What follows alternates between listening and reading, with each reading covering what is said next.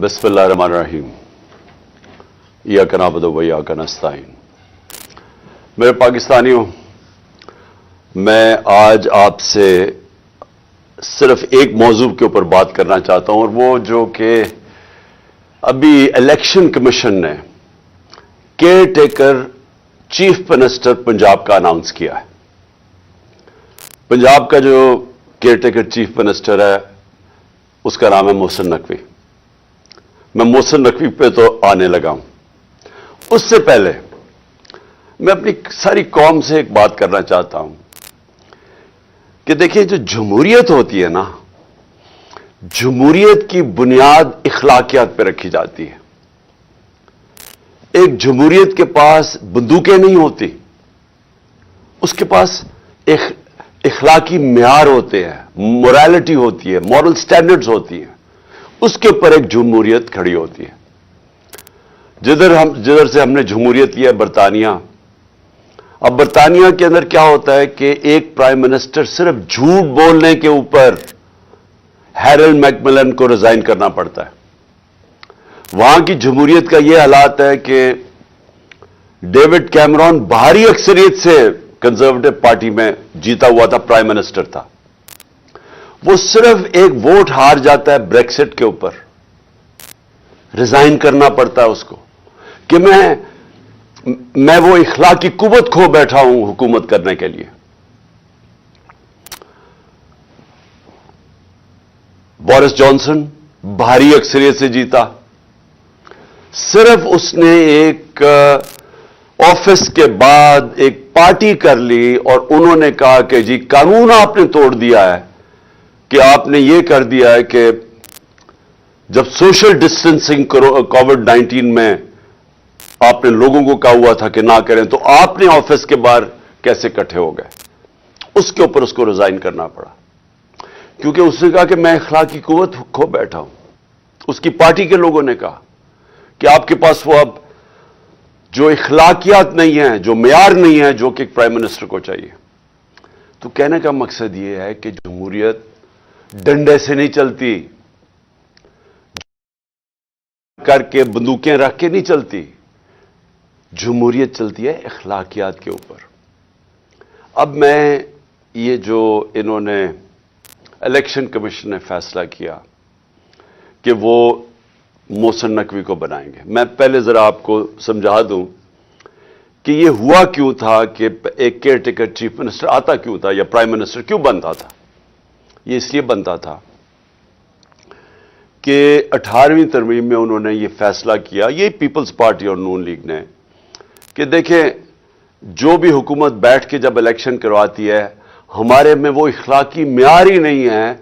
जिस तरह बरतानिया के अंदर वो कोई उनकी केयर टेकर नहीं आता, लेकिन वहां की इखलाकियात के स्टैंडर्ड्स इतने हैं कि वो समझते हैं कि वो साफ और शफाफ इलेक्शन करवा सकती है हुकूमत।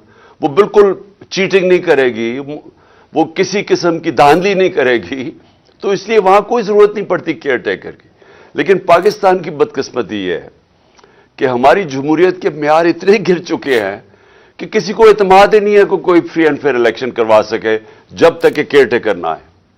तो केयर टेकर का मकसद क्या था कि वो एक न्यूट्रल अंपायर बनेगा, वो ऐसे एक गवर्नमेंट बनेगी जो कि किसी की फेवर नहीं करेगी, वो साफ और शफाफ इलेक्शन करवाएगी।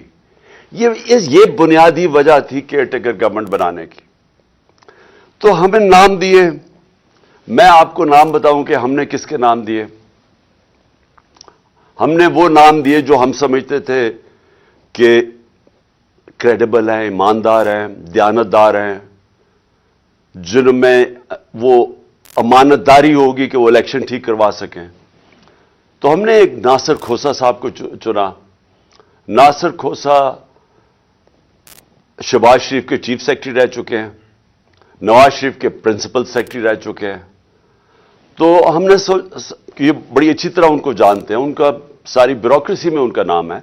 तो हमने समझा कि ये एक ऐसा नाम है जो कि उनको भी पसंद होगा, यानी उसके ऊपर कोई इतराज नहीं होगा। फिर अगला नाम हमने अहमद सुकेरा का चुना। अहमद सुकेरा इस वक्त कैबिनेट सेक्रेटरी हैं, सबसे इंपॉर्टेंट, बल्कि दूसरी तीसरी इंपॉर्टेंट पोजीशन है शहबाज शरीफ की गवर्नमेंट में, और वो भी रिटायर होने वाले हैं, वो उनके कैबिनेट सेक्रेटरी हैं। हमने सोचा कि वो भी एक ईमानदार, एक ऐसा इंसान है जिसके ऊपर कोई शक नहीं होगा, वो भी न्यूट्रल अंपायर बनने के काबिल होगा। और फिर हमने एक और चुना, जो मैं तो उनको जानता नहीं, लेकिन मैं आप उनको नाम बता दूं कि हमने ये भी उनके चीफ सेक्रेटरी रह चुके हैं, नवीद अकरम चीमा उनके शहबाज शरीफ के चीफ सेक्रेटरी रह चुके हैं। तो हमने अपनी तरफ से बड़ी दयानतदारी से ऐसे नाम चुने जो हम समझते थे कि उनको भी एक्सेप्टेबल होंगे। इन सब को मुस्तरद कर दिया। जिस आदमी का नाम लिया वो है मोहसिन नकवी। अब मैं मोहसिन नकवी के आने से पहले मैं आपको बताऊं पख्तूनख्वा में क्या हुआ। हमें JUI ने नाम दिया आजम खान। आजम खान एक बहुत रिस्पेक्टेबल इंसान है पख्तूनख्वा के अंदर। आपको पता हमारे JUI के साथ बड़े इख्तलाफात हैं, लेकिन क्योंकि उन्होंने हमारी पार्टी 2/3 अक्सरियत लेके बैठी हुई है, KP में बैठी हुई थी, लेकिन क्योंकि उन्होंने एक सही नाम दिया हमने तस्लीम कर लिया और वो आज वहां के केयर टेकर चीफ मिनिस्टर बन गए। लेकिन यहां देखिए क्या होता है। मोहसिन नकवी जिनको इन्होंने और इलेक्शन कमीशन ने मुंतखब किया है, मैं सबसे पहले तो इलेक्शन कमीशन, मैं ये आप सबके सामने पहले कह चुका हूं, मैं फिर कहना चाहता हूं, मैंने इतनी बददियानतदार इलेक्शन कमीशन अपनी जिंदगी में नहीं देखी। मैंने ऐसी इलेक्शन कमीशन देखी नहीं जो इतनी बेशर्मी से तहरीक इंसाफ के खिलाफ, हर फैसला इनका हमारे खिलाफ आता है। हर बारी हम अदालत में जाते हैं, ये हमारे खिलाफ फैसला करते हैं, हम अदालत में जाते हैं और अदालतें इनके फैसले को ओवरटर्न करती है, कि कहने का मतलब कि इन्होंने गलत फैसला किया हमारे खिलाफ। ये 8 या 9 दफा हो चुका है। उसके अलावा इन्होंने जो तोशाखाना का केस किया है, जो इन्होंने फॉरेन फंडिंग केस ये है कि इन्होंने जो अनाउंसमेंट की कि क्या फॉरेन फंडिंग थी, वो उसको चेंज भी किया, प्रोहिबिटेड फंडिंग। उसके बाद वो अनाउंस करके जो पब्लिक रिलीज की, उसके बाद एक पैराग्राफ ऐड कर दिया जिसका कोई ताल्लुक ही नहीं है उससे कि जी इमरान खान ने कोई फंडिंग में गलती की है। ये सारे अदालत में केसेस हैं।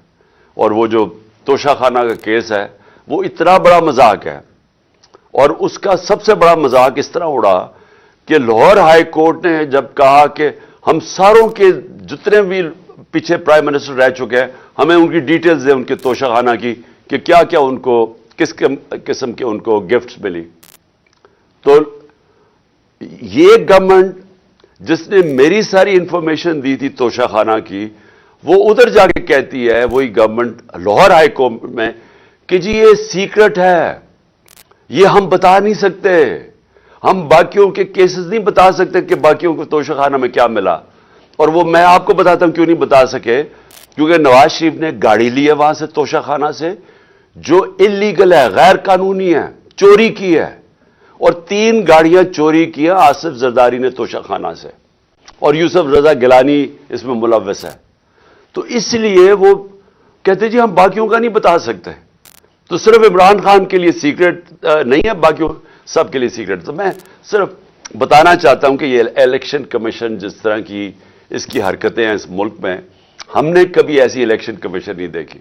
अभी कराची का जो इलेक्शन करवाया है, शर्म आनी चाहिए कि आपने इसको इलेक्शन भी कहते हैं।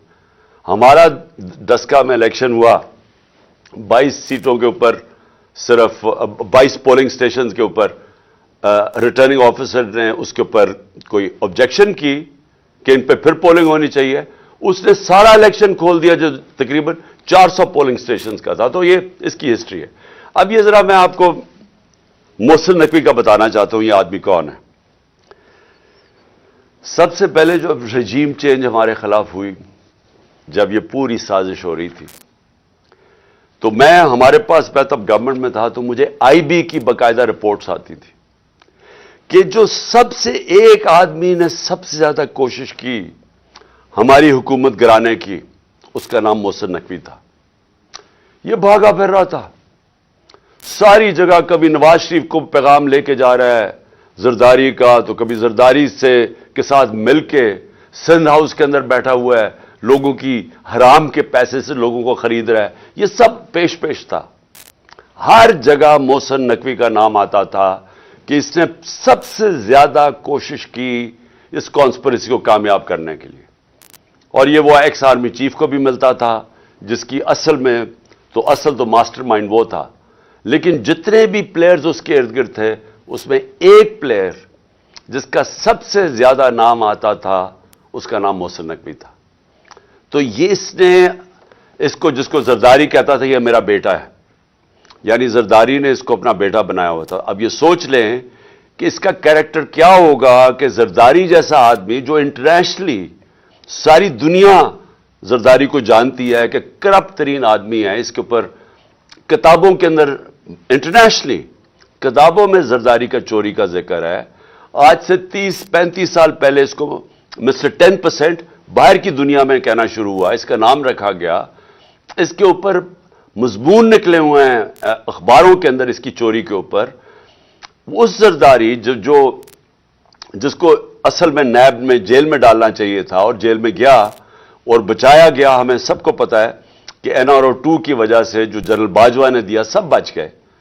وہ زرداری اس کو اپنا بیٹا سمجھتا ہے، اور وہ جو بیٹا ہے اس کی کیا اخلاقیات ہوں گی آپ کو پتا ہونا چاہیے کہ 2008 میں اس نے 35 لاکھ روپیہ نیب کو واپس کیا تھا، تسلیم کیا تھا کہ میں نے چوری کی ہے، اس لیے میں 35 لاکھ روپیہ آپ کو نیب کو واپس کر رہا ہوں. یہ وہ آدمی ہے، نہ اس کے اندر وہ اخلاقی معیار ہے، نہ اس کے اندر وہ غیر جانبدارانہ صلاحیت ہے جو کہ ایک کیئر ٹیکر پہ آنا چاہیے. اور اس کے بعد اگر کسی کو کوئی شک ہے کہ یہ تحریک انصاف کا بدترین دشمن ہے، اس کی جو چینل 24 کا بھی اٹھا کے دیکھ لیں، اس میں مسلسل تحریک انصاف کے خلاف پروپیگنڈا چلتا رہتا ہے. کوئی بھی جانتا ہے، صحافت میں سب جانتے ہیں کہ یہ ہمارا بدترین دشمن ہے، سیاست میں سب جانتے ہیں، اور ہمیں سارا پتا ہے کہ رجیم چینج کے اندر جب ہماری حکومت گرانی تھی اس کا کتنا بڑا ہاتھ تھا. اب اس آدمی کو اگر انہوں نے بنایا ہے اس پنجاب کا کیئر ٹیکر چیف منسٹر، تو اس کا کیا مطلب ہے؟ اس کا مطلب یہ ہے کہ اس کے پیچھے وہ لوگ ہیں جنہوں نے کاٹا ڈالا ہوا ہے عمران خان کے اوپر، جنہوں نے فیصلہ کیا ہے کہ عمران خان اب کامیاب نہیں ہوگا. وہ لوگ جن کو ابھی تک میں پھر سے کہتا ہوں نہ تاریخ کا پتہ ہے، نہ ان کو سیاست کی سمجھ ہے، نہ ان کو پتہ ہے کہ کاٹا مار کے اس ملک کو کتنا بڑا نقصان کیا گیا ہے ہماری تاریخ میں. میں یاد کرانا چاہتا ہوں کہ مجیب الرحمان کے اوپر کاٹا ڈالا گیا تھا، ملک ٹوٹ گیا. جب پیپلز پارٹی پہ ذوالفقار علی بھٹو پہ کاٹا ڈالا گیا اور اس کی پیپلز پارٹی پہ، تو خاص طور پہ کراچی میں MQM بنائی گئی. اس کا کراچی کے اوپر کتنا نقصان ہوا آپ اندازہ ہی نہیں لگا سکتے. کہ دبئی شاید اتنا اس وقت جب ابھر رہا تھا تو کراچی سے لوگوں نے جو انتشار ہوا تھا کراچی، انہوں نے دبئی میں جا کے کاروبار شروع کیے تھے. اور پھر وہی MQM کے اوپر جب کاٹا لگایا تو حقیقی بنا دی. پھر جو آج بلوچستان میں ابھی تک وہ آگ نہیں بجھی جو کہ نواب اکبر بگٹی کے اوپر کاٹا لگایا گیا. یہ جو سیاستدانوں کے اوپر کاٹا لگایا جاتا ہے، یہ ملک نے بڑی بھاری قیمت ادا کی ہے. اور یہ بند کمروں میں جن لوگوں کو سمجھ نہیں ہے وہ جب لگاتے ہیں تو یہ ملک نقصان اس کا اٹھاتا ہے. اب عمران خان کے اوپر فیصلہ ہو گیا کاٹا لگانا. کاٹا لگانے کا یہ سامنے اب آ گیا محسن نقوی. محسن نقوی نے اب کرنا کیا ہے، یہ میں ابھی آپ کے سامنے پیشن گوئی کر رہا ہوں، کیونکہ یہ اتنے بیوقوف لوگ ہیں جو یہ کرتے ہیں کہ ان کو یہ نہیں پتا کہ ساروں کو ان کے پلان کا پتہ چل جاتا ہے پہلے سے کہ یہ کیا کرنے جا رہے ہیں. یہ کیا کرنے جا رہے ہیں، یہ پہلے یہ اب آ گیا محسن نقوی. یہ اب وہ سارے وہ لوگوں کو لے کے آئے گا، پولیس والوں کو اور بیوروکریٹس کو جو ہمارے سخت مخالف ہے. جن لوگوں کو یہاں پاور دی جائے گی بیوروکریسی میں اور پولیس میں جن کا 1 پوائنٹ ایجنڈا ہوگا کہ تحریک انصاف کو اب کیسے دبا رہا ہے. سارا پولنگ اسٹیشن الیکشن کا سٹاف ہوگا, وہ چن چن کے لگایا جائے گا کہ دھاندلی کیسے دھاندلی کر کے تحریک انصاف کو ہرانا ہے. ان کو خوف آیا ہوا ہے, پتہ ہے ان کو کہ اس وقت تحریک انصاف کی مقبولیت پاکستان میں کیا ہے, اور ان کو پتہ ہے کہ یہ الیکشن کے ذریعے اب ہمیں ہرا نہیں سکتے, اس لیے الیکشن کروانا نہیں چاہتے, الیکشن کو ڈیلے کرتے رہیں گے. اور کوشش ان کی اب تک یہی رہی ہے کہ کسی نہ کسی طرح اس کو ڈیلے کریں. لیکن اگر جب بھی الیکشن ہوگا تو انہوں نے, جب سارے امپائر بھی اپنے ہوں گے, سٹاف بھی اپنا ہوگا, ہر چیز الیکشن کمیشن تو پہلے ان کی ہے, تو جب یہ پورا جب تک جیت نہیں سکیں گے یہ الیکشن نہیں ہونے دیں گے. اور کیسز ہوں گے, عمران خان کو ڈسکوالیفائی کرو, اس کو جیل میں ڈالو, پی ٹی آئی کے لوگوں کو جو لیڈرز ہیں ان کے اوپر کیسز کرو, ان کو الجھا دو, ورکرز کو پکڑو اندر ڈالو, ایف آئی آر کرو. یہ بالکل جو زرداری کا جو فارمولا سندھ کے اوپر جو کنٹرول کر کے بیٹھا ہوا ہے وہ ایسے ہی ہے. کوئی اس کی زرداری کی پبلک میں, یہ ڈرتا ہے پبلک میں جاتے ہوئے. اس کی پیپلز پارٹی کی یہ مقبولیت ہے کہ سیلاب کے دنوں میں لوگوں کے سامنے نہیں نکل سکتے تھے اور ابھی بھی نہیں نکل سکتے, لیکن ان کا کام یہ ہے کہ پیسہ چلاؤ, خوف, ہراساں, ایف آئی آر, ونڈو سے لوگوں کو ڈراؤ, اور پھر کھل کے دھاندلی کرو, اور کوئی ان کو پوچھنے والا نہیں کیونکہ الیکشن کمیشنر ان کے اپنے لوگ بیٹھے ہوئے ہیں. تو یہ بھی اب کراچی کا جو جس طرح کا الیکشن کروایا گیا, یہ ان کی کوشش ہے کہ یہ اب سب کچھ کنٹرول کر کے اپنا الیکشن کروائیں گے. میں ویسے آپ کو بتا دوں, ہم نے پوری اپنی کوشش کی. ہم نے یہ کوشش کی کہ ہمارا ملک مشکل جب ہماری گورنمنٹ گرائی گئی تو ہم نے کوشش کی کہ ہم ہر طرح اپنے ملک میں انتشار نہ ہونے دیں. ہم نے آئین کے بیچ میں رہ کے سب کچھ کیا.